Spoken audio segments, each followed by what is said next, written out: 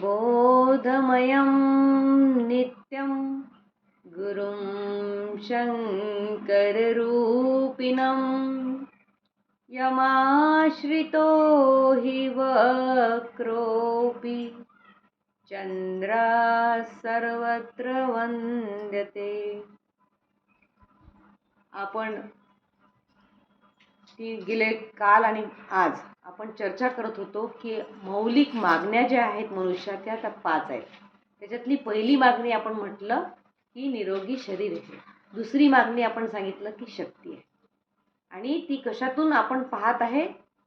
आपला सगळा भ्रम आहे की आपण जो दिखे सो कुछ का कुछ, जो ना दिखे सो ही सब कुछ. तर तिसरं आहे स्वास्थ्य, शक्ती, आनंद. आनंद प्रत्येकाला पाहिजे जीवनात. असा कोणीतरी व्यक्ती आहे का की जो म्हणतो की मला आनंदी नाही व्हायचं? आनंदाचे विषय वेगळे वेगळे असू शकतात. एखाद्यासाठी आनंद एखादी चांगली साडी घालण्यात असतो, एखाद्यासाठी आनंद दागिन्यांमध्ये असू शकतो, एखाद्यासाठी गाड्यांमध्ये असू शकतो, एखाद्यासाठी कोठ्यांमध्ये असू शकतो, एखाद्यासाठी मैत्रिणींमध्ये आनंद असू शकतो आणि एखाद्यासाठी निसर्गामध्ये आनंद असू शकतो. आनंदाचे विषय वेगवेगळे आहे, पण आनंद प्रत्येकाला हवा असतो. आणि necessity is the mother of invention. आवश्यकता आविष्कार की जननी है. की तुम्हाला जे पाहिजे ते मग आपल्याला काय करते की आवश्यकता पडली तर आपण त्याची खोज केली म्हणजे शोध केला. आणि मग आपल्या आयुष्यात सगळे लक्झरीज, सगळ्या कम्फर्ट्स आल्या. किती सारे शोध लागले. पहिले लाईट नव्हत्या, आता लाईट आले, पंखा आला, AC आला, सगळं आलं. आणि सगळं एका बटन दाबायचा अवकाश की पटकन बारीक होऊन जाते मिक्सरमध्ये. एक बटन दाबून दिली की कपडे धुतल्या जातात. एक बटन दाबून दिली की डिश वॉशरमध्ये भांडे धुतल्या जातात. बरोबर आहे की नाही?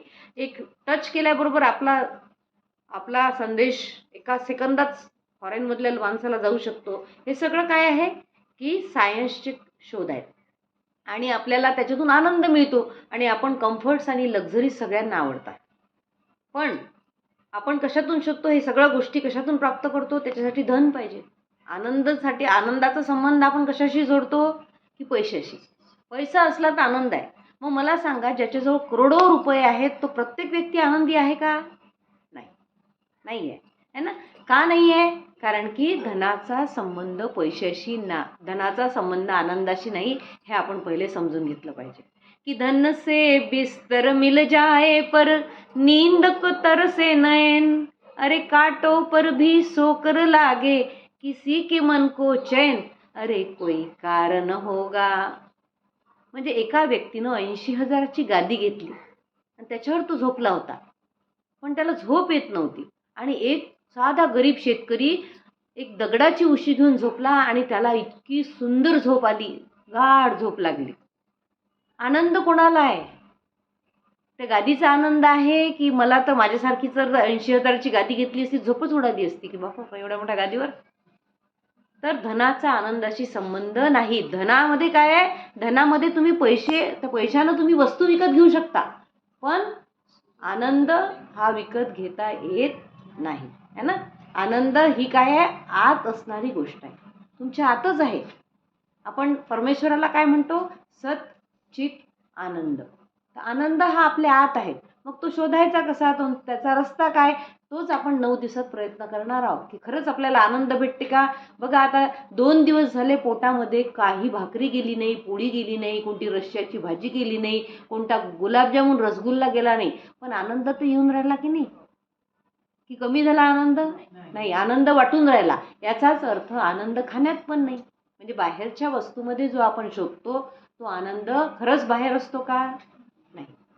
बाहेरच्या वस्तूमध्ये तुम्हाला सुख हे मिळेल, काय लक्झरी मिळेल, कम्फर्ट, सुविधा मिळतील, पण आनंदाचा संबंध कशाशी नाही? पैशाशी नाही. पैसा हे वस्तू विकत घेण्याचे एक साधन आहे, पण आनंद आणि पैशाचा काहीही संबंध नाही.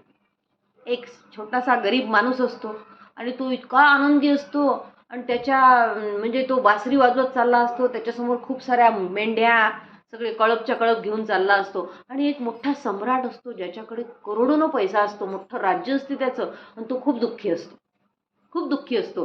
तर त्याला एक जण सांगतो की तू गरीब माणसाचा सदरा घाल म्हणे, तर तुझ्या आयुष्यात तू सुखी होशील, आनंदी होशील. खूप शोध घेतात. मग एक जण सांगतो की अरे एक माणूस आहे म्हणे, तो मेंढ्यांच्या मागे फिरतो, नेहमी बासरी वाजवत असतो आणि इतका आनंदात असतो की असं वाटतं याला कायच भेटलं. तर म्हणे जा मग त्याचा सदरा घेऊन ये, त्याचा मणीला घेऊन ये. मग ते जातात सगळे, पण त्याला मणीलाच नसतो. मणील्याचा आणि आनंदाचा काहीही कपड्याचा आनंदाचा संबंध नाही, पैशाचा आनंदाचा संबंध नाही.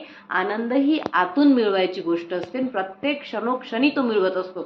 असा घेतला आणि खिशात घालून घेतला आणि आता जेव्हा पाहिजे तेव्हा आनंद काढला, झालो आनंदी, असं पण करता येत नाही. आनंद ही सातत्यानं मिळवण्याची गोष्ट असते. मग मी कशातही मिळवेल, मला याच्यातच आनंद आहे की तुम्ही माझ्या घरी आले, तुम्ही माझ्यासोबत उपवास करून राहिले, याच्यात एवढा आनंद आहे की तो आनंद मी एकटीनं जर मी उपवास केला असता तर कधीच मला मिळाला नसता.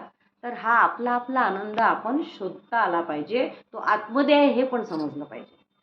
झालं. 3 काय सांगितले? पहिलं सुख, मोठ्याने सांगा जरा. निरोगी शरीर, दुसरं शक्ती, तिसरं स्वास्थ्य आणि आनंद. आनंद. आता चौथं सुख आहे ज्ञान. कोणाला तरी वाटते का की मी अज्ञानी असलो पाहिजे? नाही. प्रत्येकाला वाटते की मला ज्ञान पाहिजे. पण पुस्तकातून ज्ञान मिळते का? ग्रंथातून ज्ञान मिळते का? समजा रामचरितमानस वाचला, वाचणारे वाचतच आहेत, सुंदरकांड करतच आहेत वर्षानुवर्षे वर्षानुवर्षे. बरं, त्यांना आनंदही मिळतो सुंदरकांड श्रवण करताना किंवा म्हणताना आनंद मिळतो. पण ते काय आहे नेमकं हे आपल्याला कधी कळलं? जेव्हा तपसेवा सुमिरन ही साधना जीवनात आली आणि त्यात ती किती अलौकिक आहे, ती किती अचूक आहे, त्याच्यानं आपल्या जीवनामध्ये किती मोठं रूपांतरण घडून येते, हे जेव्हा कळलं तेव्हा समजलं की रामचरितमानस म्हणजे रामाची कथा नाही, की राम आहे, रामाचा जन्म झाला अयोध्येत, मग तो दशरथाचा पुत्र होता, मग विश्वामित्रांनी त्याला नेलं, मग त्यांनी तिकडे त्याचं लग्न लावून दिलं, मग 4ही पोरी घरी आल्या त्या जनकाच्या, 4 भाऊ 4 पोरी. नंतर काय झालं की पुन्हा ते गेले, पुन्हा कैकेयीचा आपल्याला स्टोरी माहीत आहे, पुन्हा रावणानं सीता कशी पळून नेली, हे सगळं आपण वाचतो. पण याच्यातून आपल्या जीवनात खरं स्वास्थ्य शक्ती मिळते का? नाही. मग त्याच्यातला खरा अर्थ जो आहे तो कधी मिळेल? सिद्धांत आपल्यामध्येच चांगले असतात, पण त्याच्यावर चाललो तर, जसं आता तुम्ही 2 दिवस चालले, किती दिवसाचा प्रवास आहे आध्यात्मिक आपला? 2 दिवसाचा हा प्रवास आहे. 2 दिवसात प्रवासात आपल्या सॉलिड फूड कोणतंच गेलं नाही, शिजवलेलं अन्न गेलं नाही, पण तरी आपण आनंदी आहो, आपण चांगले आहो, आपली मनस्थिती चांगली आहे. याचाच अर्थ काय आहे की ज्ञान आता मिळालं आपल्याला. हे 2 दिवसाचं ज्ञान झालं, आपण त्याच्यावर चाललो आणि आपण अंमलबजावणी केली आणि आपल्याला समजलं की शक्तीचा संबंध खाण्याशी नाही. शक्ती ही आपल्याला झोपेतून मिळते किंवा जेव्हा मी आणि माझं विसरतो तेव्हा परमेश्वर आपल्याला शक्तीनं भरून टाकतो.